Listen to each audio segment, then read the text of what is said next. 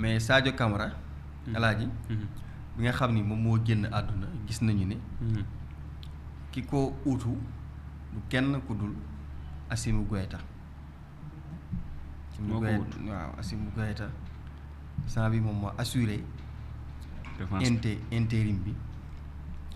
nekk en même temps ministre de la défense alaaji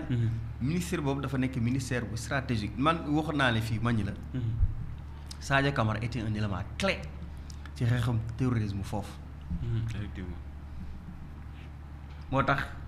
malfrats yi bi ñu jógee dañuy jubali directement ci moom pour faagaagal ko parce que jàpp nañu ni faagaagal ko mooy alaaji yonjaxal wala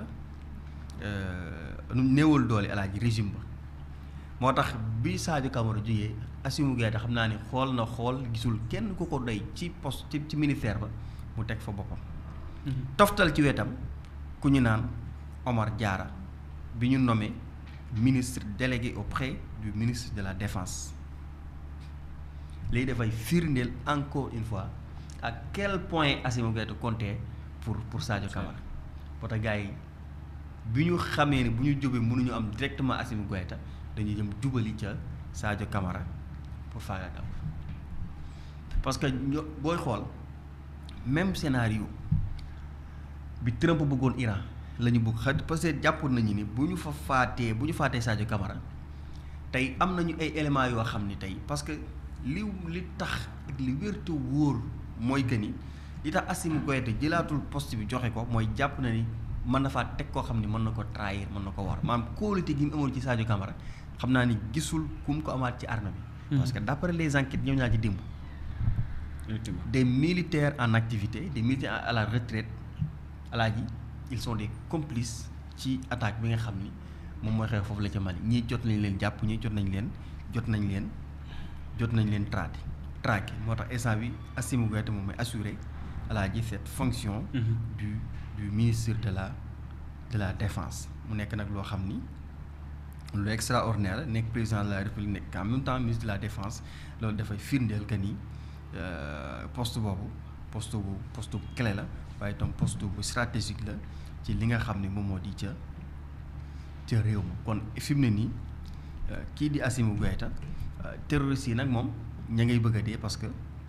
gars yi ñu ngi leen di traquer partout alaaji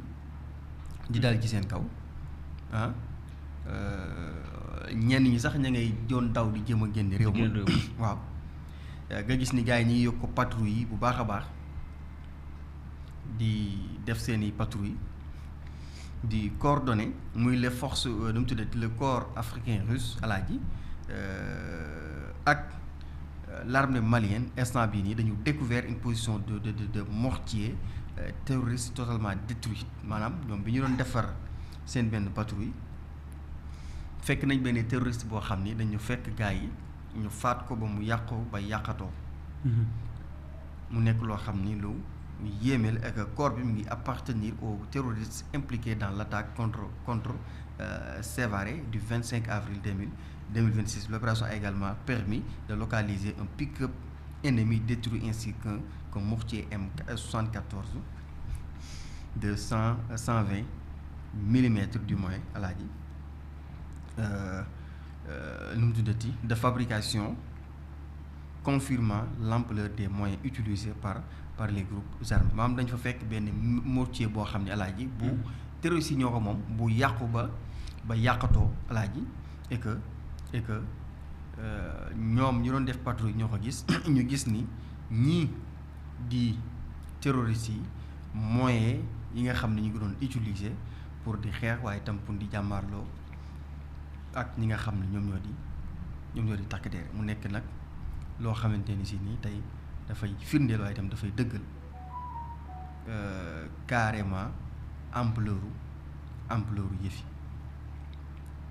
et que ci noonu alaaji la Russie a remis un lot de matériel militaire à la République de Guinée, indique un message publié sur le site officiel de la présidence guinéenne de Mamadi Doumbouya ni ki ajjuma tey ji mais alaaji foofu la ca Mali parce que instant bi gars yi dañu nekk di traqué ñi nga xam ne ay complices lañu waaye ñu impliqué le vocal de Omar Mariko met en nu un plan terroriste coordonné contre le Mali. Il veut me reprendre quand adresse mon commandement, à mon commandement. Voilà. Le camp de Gao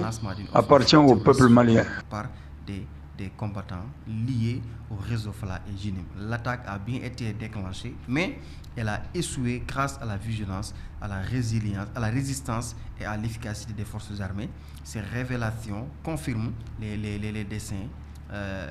déstabilisateurs des réseaux politico-terroristes visant directement la souveraineté du Mali. Face à ces menaces, les femmes demeurent à la le rempart national contre toute tentative de déstabilisation. Fi mu ne nii nag Mali la fa xew ci mbirum terrorisme gars yi dañu ne génne wuñ ci sax loxoy politiciens yi ndax nga gis ni politiciens yi ñoom ñoo gën a pire alaaji parce que lii ñoom xëy na buñ ci mënoon firnde mënoon nañ ko bañ a gëm parce que tey avant même attaque bi di déclenché ci vocal boo xam ne gars yi capté nañu ko mu ji wax français ak bambara gars yi dañu gis ni ñoom dañu jógoon pour récupérer camp de Gao loolu tax na ñoom jël si matuwaay ba bi ñu déclenché affaire yi dafa échoué alaaji ñoom nag ñu wax ni yile révélation dafay wane ni instant bii nii ci langum politique yi sax am na ci ñoo xam ni tey bu ñu sañoon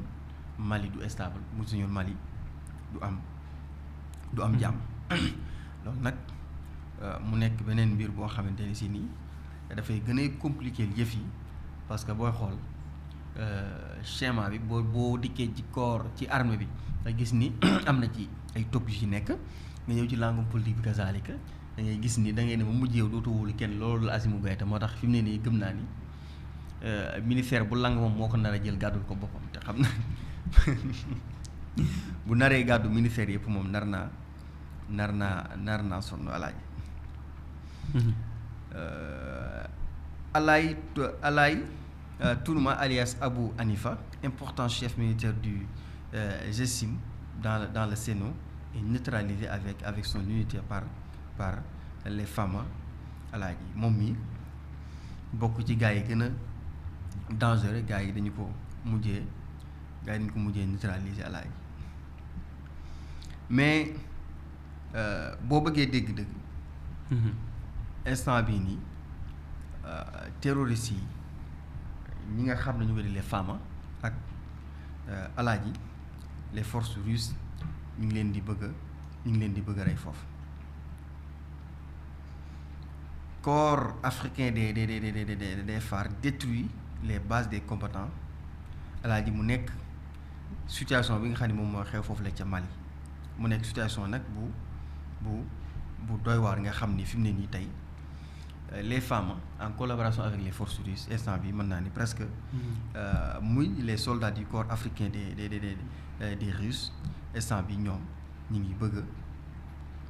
maanaam presque xaw nañu maîtriser situation bi ci gàttal parce que au début gars yi dañu jugoon pour déstabiliser ce pays waaye pour étouffer pour asphyxier Mali économiquement mais gars yi ci seen xarañteef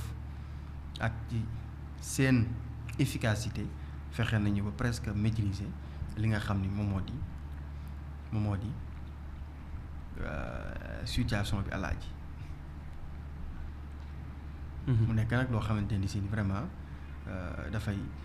yéeme et que bu ñu su koy ñeen ci ay médias maliens yi nga xam ne dañu confirmer gi la xibaar que ni kii di Mountaga Tall a été arrêté et battu il y a 2 nuits par des hommes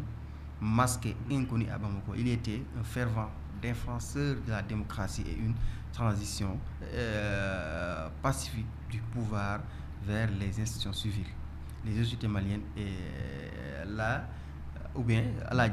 les autorités maliennes sont soupçonnées d'être derrière cette arrestation. L'épouse de Mountaga Tall a également été brutalisée lors de l'incident. ñi nag jàpp nañu ni kii daal position yi mu daan jël xëy na arrangé wul kilifa yi ñu jàpp ni ñoom ñoo nekk ci ginnaaw gilee mbir alaaji kon ñu jàpp ni ñoom ñoo nekk ci ginnaaw gilee mbir loolu nag yaakaar naa ni yàgg na ci langum politique fii moom Sénégal la gën a wulee ñaay waaw dara xewee rek nga jël ni autorité étatique le corps africain ont saboté certains camps et zones qu'ils contrôlaient auparavant avant de partir. Des mines ont été découvertes près de l'ancien camp russe de Kidal. Il est incertain à quel point le sabotage a été efficace du moins. Mais la Fala et Nyirwa Djinim ont annoncé avoir déjà désamorcé plusieurs explosifs. xam naa ni Fala ak Djinim moom am nañu doole et que ñi nekk ci seen ginnaaw itam duñu ay coomo alaaji loolu nag yaakaar naa ni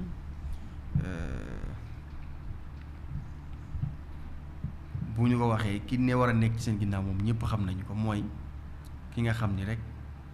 moom moo toog fële di góor gi ci roxo di bëgg di dindi muy Macron bu France alaaji xam naa ni Iran bi nañ ko ba ñu leb ko ba suba rek parce que sa waay xam naa ni bëgg na ñëw ci situation xam nga Touba je ne sais pas alaaji mais en tout cas Mali soo bëggee dégg-dëgg instant bii nii malgré nu mu tuddati situation bu tendue bi gars yi ñi ngi commencé di am maîtrise ci presque zone yu bari mais su fekkente ni am na ci camp yu bari yoo xam ni terroristes yi ñoom ñoo ko occupé ñoom ñoo ko jël contrôlé ko gars yi opération yi ñi ngi fan lañ toll ci blocus bi ñu ngi poursuivre non blocus bi gars yi jot nañ ci régler lu bari surtout Bamako parce que gars yi dañu utiliser des kii aériens àla yi pour di man di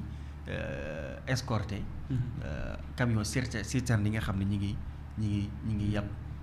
duy ba fees àla yi kii pour jëm foofu la ca Bamako moo tax fi mu ne nii moom yaakaar naa ni lu ci bare bari gars yi réglé nañ ko ci côté boobu noonu parce que li ñu bëggoon mooy fexe ba rupture am ci stock yi mais instant bi gars yi géré nañu ko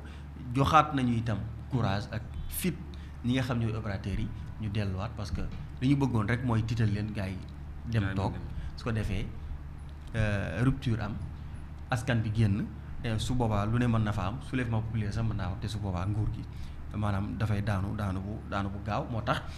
loolu la gars yi xam gars yi fexe ba déjouer plan boobu noonu fi mu ne nii nag foofu moom yaakaar naa ni gars yi réglé nañu ko li ci des rek xëy na peut-être mooy fexe ba gën a maîtriser situation bi waaye itam dem libérer yeneen i camps yi nga xam ne gars yi dañu ko récupérer parce que nag bu ñu fa toogee lu ñu fa gën di toog rek dañuy gën di defaru te su boobaa alaaji dafay gën a nekk atu pour ces malfrats pour ces terroristes. jaajëf ñu ngi lay jaajëfal dañuy ñëw ci Serigne Sang concernant tout à l'heure mu ngi koy junj muy ay jafe-jafe yoo xamante ni dañ koy nemmeeku ci Touba surtout contexte bi ñu toll nii nan nga ñu ci mën a dikkale